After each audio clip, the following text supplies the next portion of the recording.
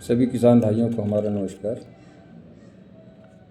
हम ईश्वर से प्रार्थना करेंगे कि जो भी किसान भाई इस वीडियो को देख रहे हैं वो इस एक अच्छी और सच्ची जानकारी की तकनीक समझ पाएँ और इस्तेमाल कर खुशहाल हों। किसान भाइयों, अभी तक आपने हरी खाद बोया होगा, किया होगा, लेकिन आज जिस हरी खाद की बात करने जा रहा हूँ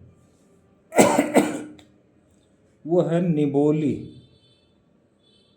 यानी कि नीम के पेड़ का बीज की हरी खाद।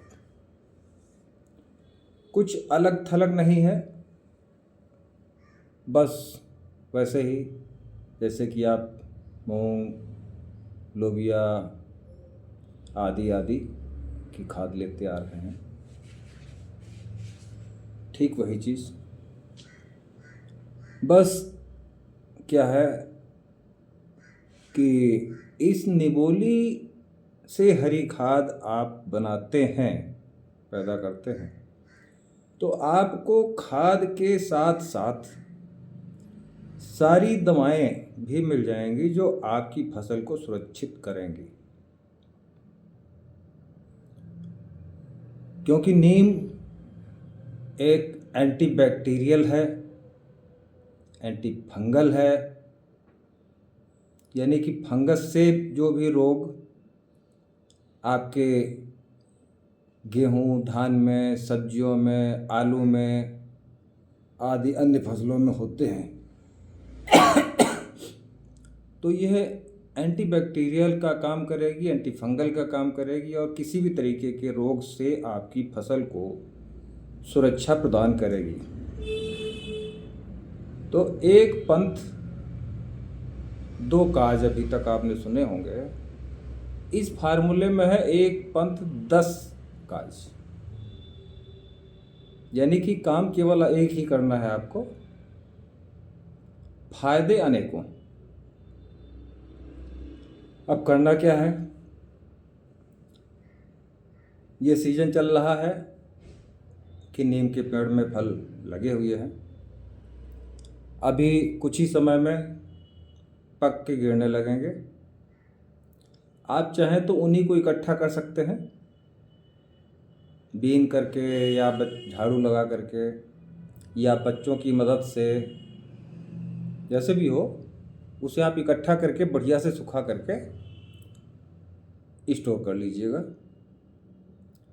और जब भी जिस सीजन में समझें कि आपका खेत खाली है और ये 2 ढाई 3 महीने तक खाली रहेगा, उसके बाद फसल ली जाएगी, तो उस खेत को खाली ना रहने दें। क्योंकि खेत खाली रहता है तो उसमें खरपतवारों की संख्या बहुत तेज बढ़ती है।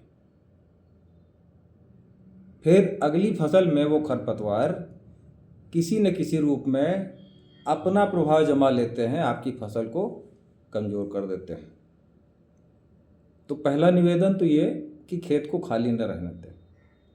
तो खेत को खाली न रहने देने के बजाय उसका और अच्छा सा उपयोग कर लीजिए।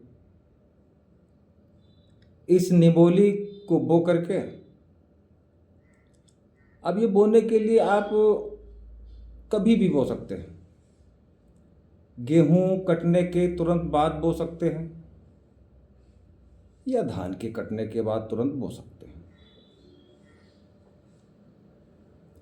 गेहूं के कटने की बाद की सीजन में आप बोते हैं तो मान लीजिए गर्मी का सीजन होता है तो 1-2 एक्स्ट्रा पानी और आपको लगाने पड़ सकते हैं,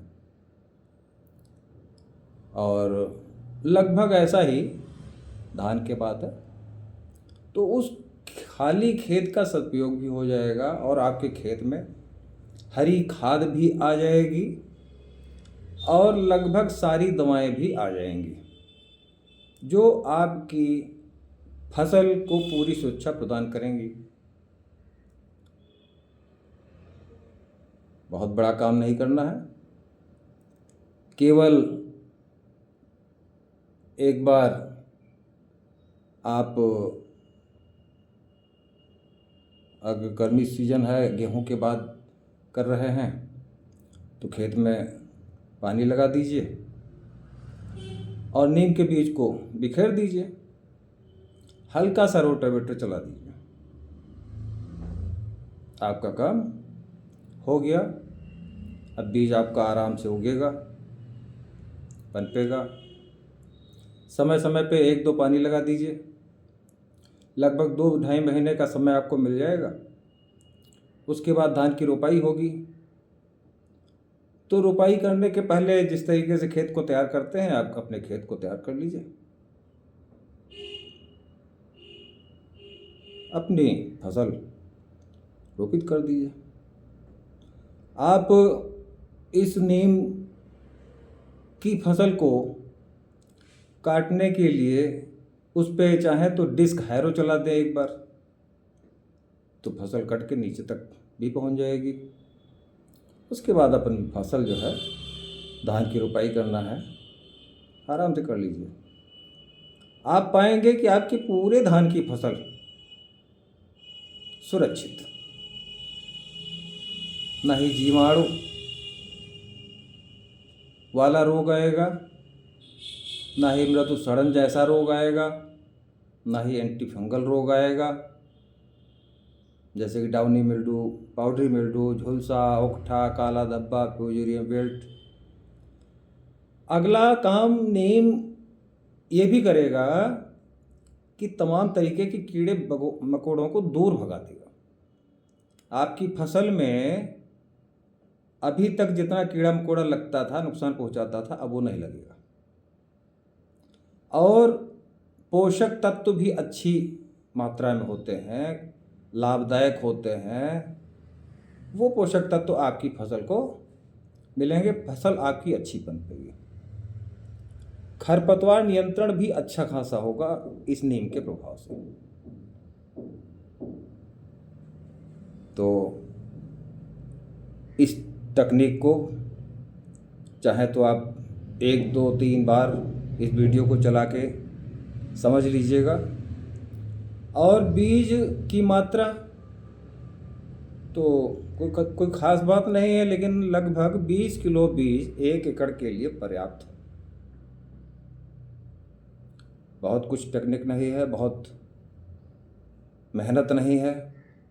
आप इसको एक बार करके आजमाएं और निरंतर फ़ायदा लें। आज यहीं पे विराम देना चाहता हूँ।